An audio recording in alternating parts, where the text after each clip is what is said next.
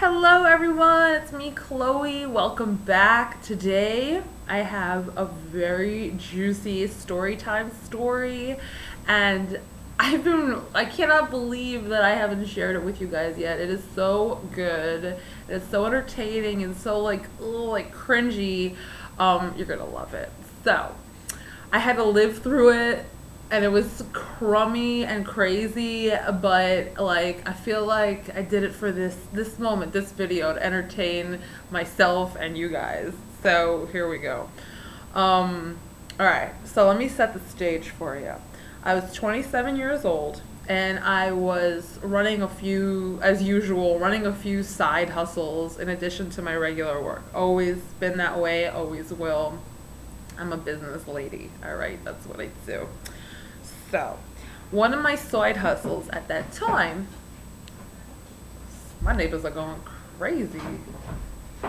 Anyway, one of my side hustles at that time was dog sitting, and dog walking, and cat sitting.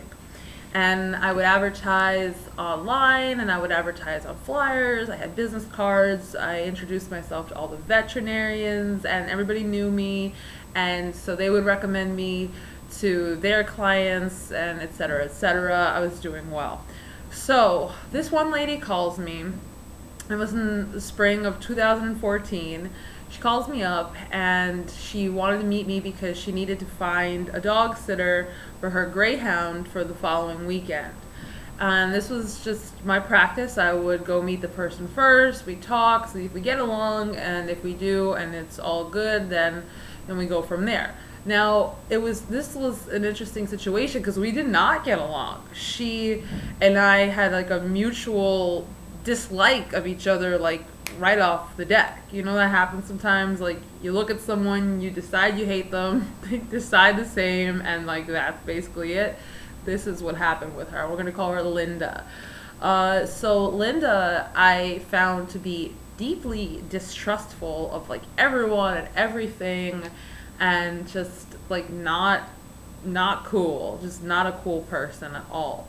And she thought like I was like this laid back, like irresponsible hippie or whatever she must have thought.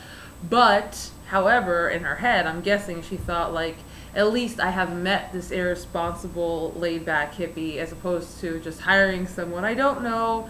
And it was short notice, so she hired me for the weekend to babysit her dog.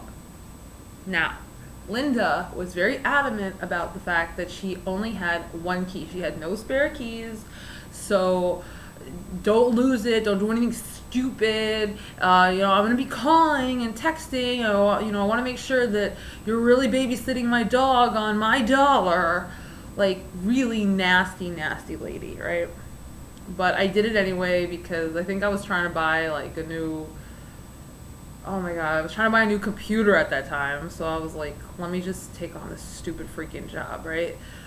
So the whole weekend she's blowing up my phone like, you better be in the house. I hope you're not really outside. I don't know if I can trust you. I'm like, what the hell is wrong with this woman? Meanwhile, the poor dog, I'm like, this dog is like this woman's lifeline. I don't know who else could stand her except for this sweet dog, right?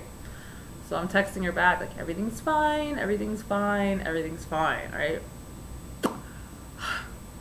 All right. About 30 minutes.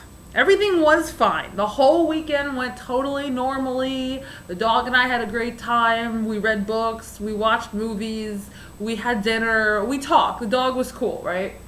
The dog was totally chill. Everything was fine. About 30 minutes. I'm not even kidding when I say 30 minutes before this crazy lady is gonna come home. She's gonna come home in 30 minutes. I freaking, like a dumbass, lock myself out of her apartment. I went out to throw the trash. Out. And I guess what I had done was I had locked the door from the inside, left the key in the apartment, let the door slam, and I locked myself out. When I heard that door slam, I suddenly, my whole face must have just been drained. I was like, because I realized that this woman doesn't have, like, that was her only key. She like drilled that point home so many times, and she was like so certain that there was going to be some kind of disaster. Now the dog is in there. You could hear the dog crying from outside in the hallway, and like I'm like, oh Jesus, no, this is gonna be a showdown when this bitch comes. I didn't even have my cell phone on me, it was in the apartment, so I couldn't even blow up my own spot, like call her and be like, hey, guess what, you were right about me. Couldn't even do that if I wanted to. The phone was in the apartment. So now the clock is ticking. It was going from like 30 minutes to 29 minutes, 28 minutes, and I'm like, oh shit. So I thought to myself, I had this one thought, I was like, you know what? Everything's gonna be okay. Everything's gonna be okay. I just had that thought, like, it was like the craziest thought in the world, but I thought everything is gonna be fine. So I calmed down. I go down the hallway to her neighbor, who I've never met before in my life. And like a cold call, I knock on the door, and this just beautiful angel woman, basically like the opposite of her, answers the door. She's like, hello darling, what's up?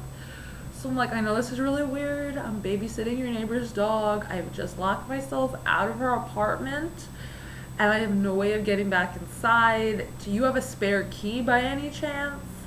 And she was like, no, I don't have a spare key, but if you want, my living room window and her bedroom window are really close together. So if her bedroom window is open, even a crack, you can climb around from my living room window into her bedroom window and get back in the apartment like that. So this woman lived on the 4th floor of a building. That's like 4th floor, you fall from the 4th floor, you don't really make it. Like, maybe you make it, but your life is shit after that. So I'm like, oh my God, like, but they say pride does come before the fall. I was like, oh my God.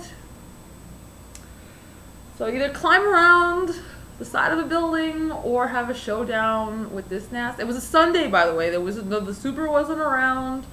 She has no spare key. We'd probably have to together go to a locksmith, and like, I was like, okay, I'll climb around the side of the building. You know, those thoughts were like compelling enough.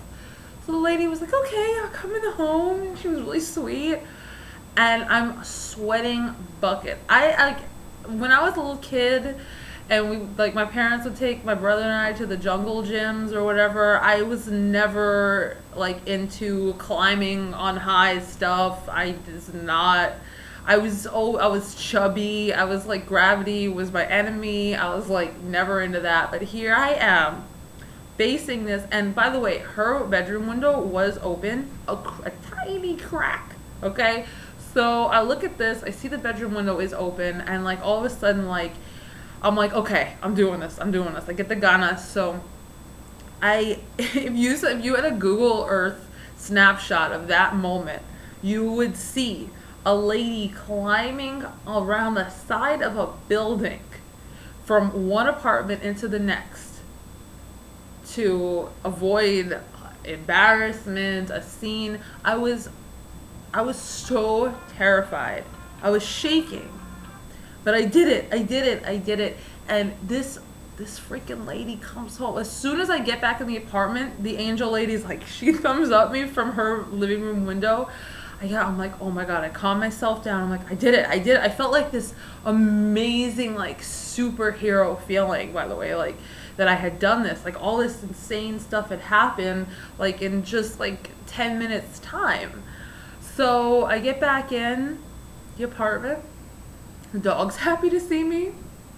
And I waited for her. She was home 5 minutes later.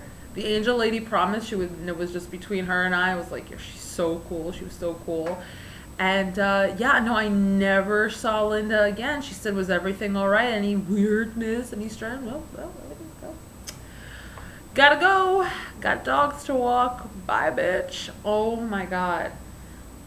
If she were a nice person, like most of my clients were nice people, I would have just been like admitted defeat, given her some kind of discount. I am so sorry. I can't believe this. Like, normal, not risking my life, but I was just like, I don't want to have it out with her. So yeah. So yeah. So I did that. I thought that would be one for the YouTube.